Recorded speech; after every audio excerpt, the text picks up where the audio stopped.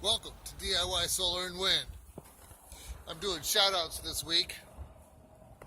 Since I have received over 300 subscribers, I'm over 320 right now at this moment for the month.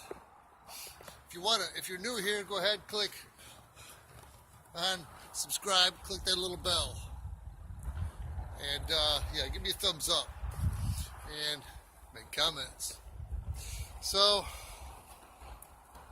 since I've been doing all this entrepreneurial stuff, learning how to grow the channel,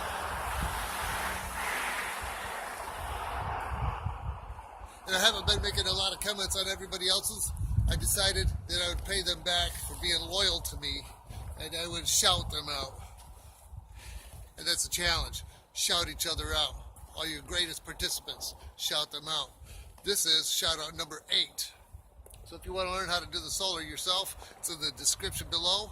That'll take you to the playlist where I started with the first 8 videos of the off-grid system. This is only half of them so far.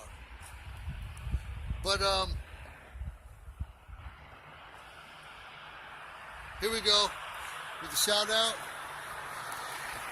Hold on. I got another car. Here we go. Wood Pigeon Outdoors.